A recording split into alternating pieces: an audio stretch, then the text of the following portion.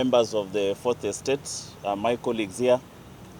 The second casualty of this coup was removed as the Deputy Organizing Secretary via a WhatsApp message.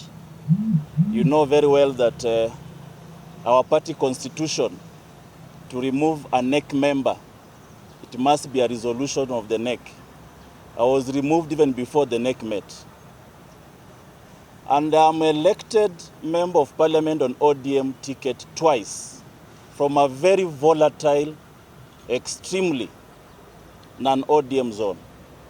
From Westland to the border of Malaba, the only member of parliament on ODM is Caleb Amisi. And this is a person the ODM has removed through a WhatsApp message. This is a sad day.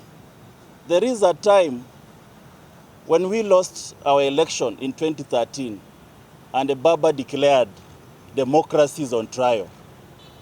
The ODM democracy is indeed on trial.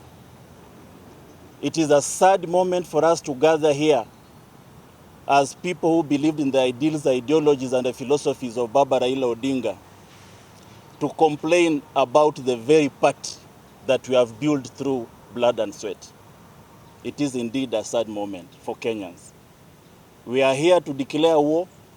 There is a coup that has happened in ODM. In olden days, coup plotters were supposed to have been stoned to death.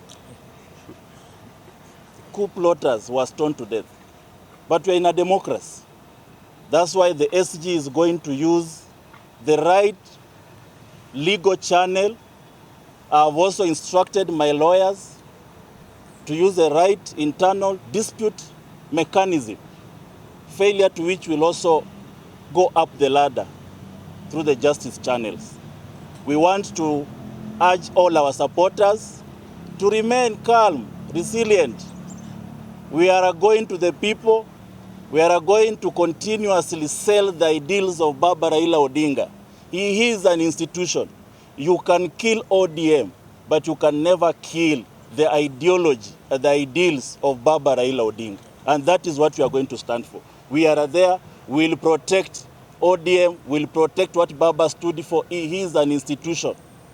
Baba's name will never be erased in the political limelight of our country. Baba stands in the steps of Kennedy of US. Baba's name is that of Mandela of South Africa. That for you to become a president of Kenya, you will never become a president of Kenya without the name Raila Odinga in your campaign speech. We will protect that name with all that we have.